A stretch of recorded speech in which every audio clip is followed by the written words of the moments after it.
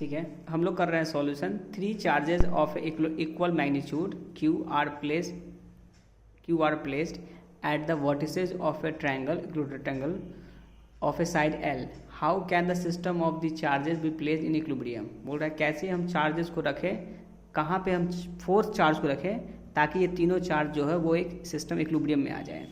तो फिलहाल तो क्या करते हैं, हम किसी एक पॉइंट के बाद हम फोर्स को जीरो करना चाहते हैं। तो मान लिया मैंने force at C should be zero. तो पहले लिखेंगे नेट फोर्स एट सी क्या होगा, लिखेंगे फॉर्मूला। देखिएगा कैसे बनाते हैं इस क्वेश्चन को। ये मान लीजिए आपके दे रखा है चार्ज क्यू है, ये चार्ज क्यू है, ये चार्ज क्यू है, डिस्टेंस ए है, डिस्टेंस ए है, डिस्टेंस ए है, angle 60 degree, angle 60 degree, angle 60 degree है। अब देखिएगा, मान लीजिए अगर ये चार्ज पॉजिटिव है, चार्ज पॉजिटिव है, ठीक है, तो ये क्या करेगा इधर रिपेल, किधर, इसको इससे दूर ले जाएगा। मैं इधर क्यों देख रहा हूँ, क्योंकि मुझे बोला गया है कि पॉइंट सी पे फोर्स को जीरो करना है। जीरो क्यों करना है, क्योंकि पूछा है प्लेस्ड इन इक्विलिब्रियम कंडीशन, क्योंकि मुझे पूरे सिस्टम को इक्विलिब्रियम में लाना है।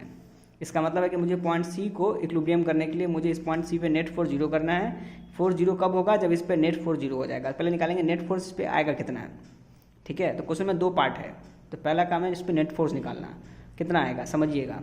अब ये चार्ज क्यू है, ये चार्ज क्यू है, दोनों सेम साइन का है, तो ये इसको रिपेल करके इधर ले जाएगा। किसके फोर्स से, एफ हम बोलेंगे, इसका नाम मैंने लिया था एफ ए, इसका नाम मैंने लिया था एफ बी। तो बोलूँगा एफ ए इधर फोर्स रिपल्सन का लगाएगा, किस पर, सी पर। अब B force, C B positive, ये इसको क्या करेगा, इसके सेम नेचर होने के कारण इस पॉइंट पर इस चार्ज के कारण फोर्स जो होगा वो इस लाइन के अलोंग होगा, इस डायरेक्शन में। इसको बोलेंगे एफ बी सी। अब इन दोनों फोर्स का रिजल्टेंट जो होगा वो इस बीच में होगा, कहीं पर बीच में। क्यों होगा, क्योंकि ये एंगल 60 डिग्री है। जब 2 फोर्स बराबर मैग्नीट्यूड के हों, बराबर डिस्टेंस पे हों, तो इनका वैल्यू सेम आता है। तो हमको जानना था कि ये एंगल कितना होगा, रिजल्टेंट का एंगल। तो फॉर्मूला होता है, जब 2 फोर्स सेम होते हैं तो फॉर्मूला होता है 2f cos θ/2। तो अगर ये 60 है तो ये पूरा कितना होगा 60। अगर ये पूरा 60 होगा, रिजल्टेंट कितना एंगल बनेगा, तो बोलेंगे रिजल्टेंट फोर्स की वैल्यू हो जाएगी 2f cos θ/2। तो थीटा क्या था हमारा, ये पूरा एंगल थीटा था। तो मान लीजिए आपको दे रखा है 2f cos θ, थीटा कितना है आपको 60 डिग्री, डिवाइड बाई 2। फॉर्मूला हो गया 2f cos 60/2 होता है cos 30, वैल्यू हो गई 2f cos 30 यानी √3/2। ये इससे कट गया, आंसर आ गया √3f। तो ये आ गया आपको इस पॉइंट पर नेट फोर्स आ गया √3f। इतना ही फोर्स को अगर हम बैलेंस कर लेंगे इस डायरेक्शन में, अपोजिट में, तो -√3f कहाँ लगना चाहिए, सेंटर पर। तब जाके ये पूरा सिस्टम किस में होगा, इक्विलिब्रियम में होगा। यानी सेंटर पे हमको एक फोर्स अप्लाई करना होगा जिसकी वैल्यू इतनी है, ठीक है। तो हमसे पूछा है कि वो चार्ज क्या होना चाहिए जो कि इसको बैलेंस कर रहा है। तो फोर्स निकल गया है, हमें चार्ज चाहिए। तो फॉर्मूला लिखेंगे हम लोग, इस पॉइंट पर फोर्स लिखेंगे, इस पॉइंट के कारण इस पॉइंट पर।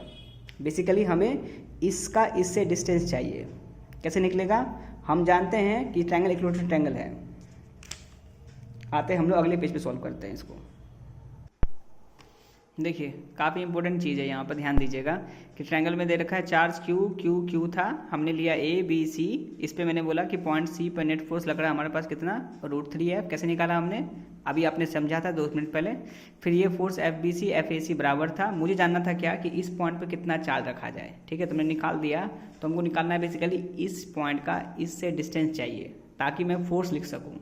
तो लिखूंगा डिस्टेंस AD बराबर, पहले लिखूंगा AD बराबर क्या होगा, तो लिखेंगे AD बराबर होता है L cos 30 डिग्री, क्योंकि ये L है और ये एंगल दे रखा था आपको कितना 60 डिग्री। तो इसका आधा कितना होगा 30 होगा। तो इसको बोल दिया मैंने, एंगल कितना हो गया आपके पास 30 डिग्री। अब मैंने लिख दिया यहाँ पे L cos 30। L cos 30 की वैल्यू क्या होती है, L √3/2 होती है, ठीक है। अब नेक्स्ट निकालना है हमको, आपको AO निकालना है। तो हम बोलते हैं हम लोग AO बराबर होता है 2/3 टाइम्स ऑफ AD के। तो लिखेंगे 2/3 टाइम्स ऑफ AD। AD कितना दे रखा है आपको, ये D है, ये बेसिकली आपको D है। तो ये हो गया L √3/2, 2 से 2 कट गया, √3 से √3 कट गया, आंसर आ गया L/√3। अब यही वैल्यू मुझे लगाना है इस पॉइंट का, इस पॉइंट पर फोर्स किस डायरेक्शन में होगा, इस डायरेक्शन में लगेगा, कितना होगा वैल्यू फोर्स का, तो लिखेंगे फोर्स बराबर फॉर्मूला होता है के Q1 Q2, ये चार्ज Q है, ये चार्ज मुझे नहीं मालूम तो इसको मान लेते हैं कैपिटल Q है, तो बोलेंगे के small q into capital Q। Distance कितना है इसका, इससे डिस्टेंस वो दे रखा है आपको L/√3, तो लिखेंगे L/√3 का स्क्वायर। ये फोर्स हमको ऑलरेडी पता है, कैसे पता है, क्वेश्चन में क्या रखा था, इक्विलिब्रियम फोर्स चाहिए था, कहाँ पे प्लेस करें ताकि नेट फोर्स इक्विलिब्रियम हो जाए पूरे तीनों चार्ज के लिए। तो उस फोर्स को हमको, इस फोर्स को बैलेंस करना पड़ेगा इस पॉइंट पर, जो कि इसके अपोजिट लगाना पड़ेगा, जिसकी वैल्यू कितनी है -√3, इसकी वैल्यू है -√3F। सॉल्व करेंगे, यहाँ से कैपिटल Q निकालना है स्मॉल q के टर्म में, निकाल लेंगे। F का मतलब क्या होता है, तो -√3F का मतलब होता है के Q, कौन सा Q, small q into small q upon R। R कितना है, L का स्क्वायर। यहाँ क्या आ गया, के small q into capital Q upon L square. नीचे जो 3 चला जाएगा ऊपर, तो ऊपर हो गया 3। अब क्या आ जाएगा, एक q से एक q कट गया, L स्क्वायर से L स्क्वायर कट गया, 1√3 से 1√3 कट गया।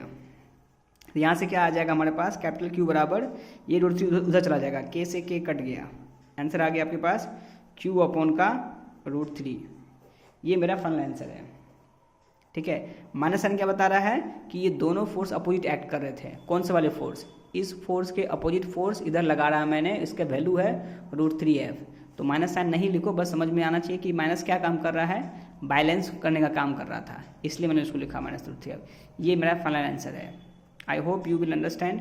अगर आपको मेरा चैनल अच्छा लग रहा है, समझ में आ रही है मेरे सॉल्यूशन, तो आप प्लीज़ लाइक शेयर करें, चैनल सब्सक्राइब करें।